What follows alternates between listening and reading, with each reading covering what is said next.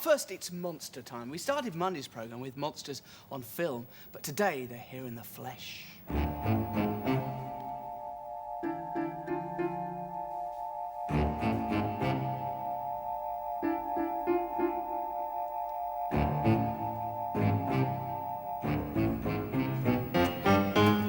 Luckily, they're only mini monsters.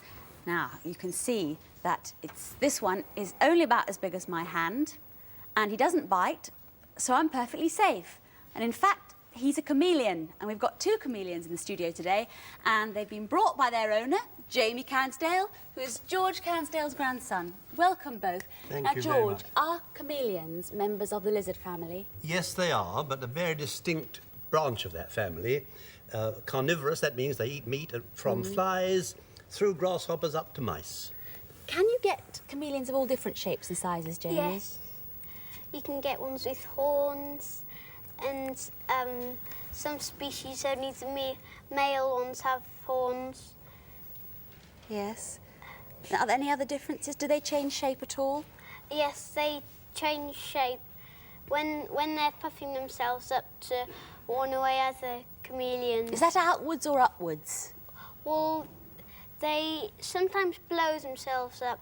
They sometimes flatten themselves out. To make themselves look taller from the sideways, I suppose. Yes. And then they put themselves side on. Oh, I see. So they look big. They're very adaptable then, aren't they? Yes. George, I always think of chameleons as sort of basking in the sun. Do they all come from warm countries? Well, they all come from warm countries. 80 kinds, half of them from that great island of Madagascar. Most of the rest of them come from Africa. I tell you, one of the things that fascinates me shall about I just put him back where we can see him better?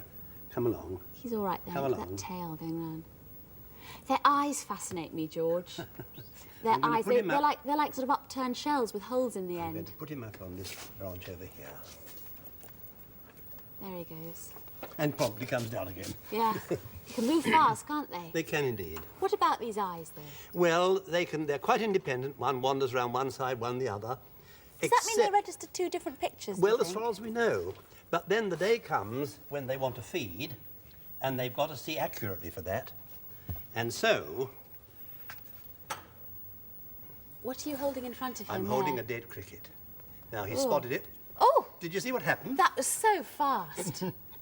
That was so fast. I only just managed... There's something shot out of his mouth and back in again. His tongue, I presume. It was a tongue with a blob at the end, which he shoots out rather as one squeezes an orange pip between the fingers.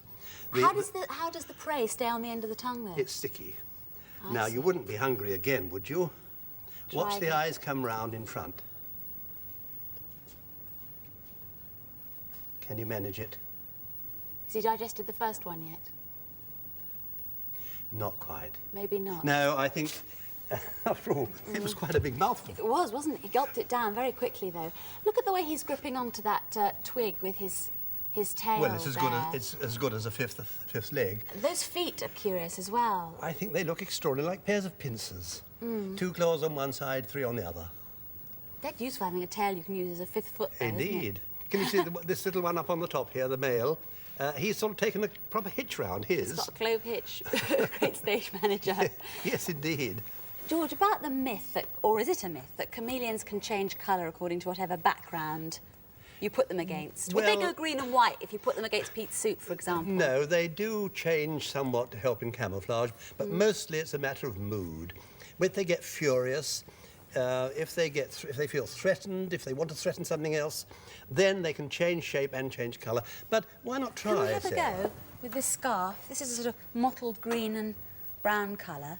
If I hold it against this fella, let him see what colour it is. I think what you can see happening there is that the pattern on his back is becoming more defined. Yes, indeed. Isn't it?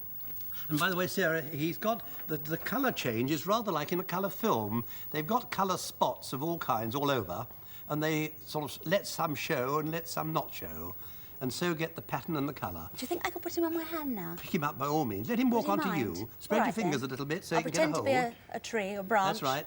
Be a Let him tree. go with his tail. There we are. Oh, it's a funny feeling. Now, come away quickly or you'll get onto that one. Whoops, no, you're coming back here. I'll put my other hand out in front of him. Sarah, have you noticed that this other one up here is a bit shaggy? Well, there's something hanging off his back leg. What is that? That sort of... Well, Little- snakes change their skin by taking it all off like a nylon stocking. And there's some on his tail as well. But the tail is covered, still covered with skin, whereas the rest of it is gone. And can you see he's got rather like half taken off gloves? Yes. Well, yes. he starts at the mouth and gradually works back. And there are the little bits. And now I've got here, it's just big enough to see, rather like a pair of gloves that have been taken off. Now that has actually come off one of the claws. It comes off scale for scale exactly. You're going to get him in your hair in a minute. He's dying to get up to my head. Why is that? Why does he want to go up to my head, I wonder? Well, Maybe he likes my hair.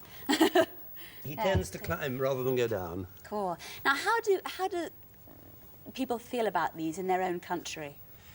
They are dead scared of them in Africa. Well, after all, if you've got an animal with eyes that wander around like that and change colour, change shape, walk along terribly slowly, it's not to be a wonder that they're afraid of them. Obviously, you're not, Jamie, are you? No. You love them. You've got them as pets. Where do you keep Yeah. them at home? Oh, we keep them in glass tanks in our kitchen. And how did you find out about how to keep them? Well, we rang up Edinburgh Zoo and we said that we had 3 chameleons. And they said, no, we don't want chameleons. Why was that? Because they said that they needed a whole room to keep them in. But so far, you've managed to prove them wrong, haven't you? Yes. Now, where do you keep all these crickets that you need to feed them? Oh, well, we keep them in a glass tank in the utility room. Marvellous. What a house. What a house. As long as you keep the door shut, you're all right. Well, thank you very much, Jamie and George, for coming to the studio Well, nice to and meet you. introducing us to these fantastic chameleons. I'll never feel frightened of them now if I go to a hot country again, I tell you.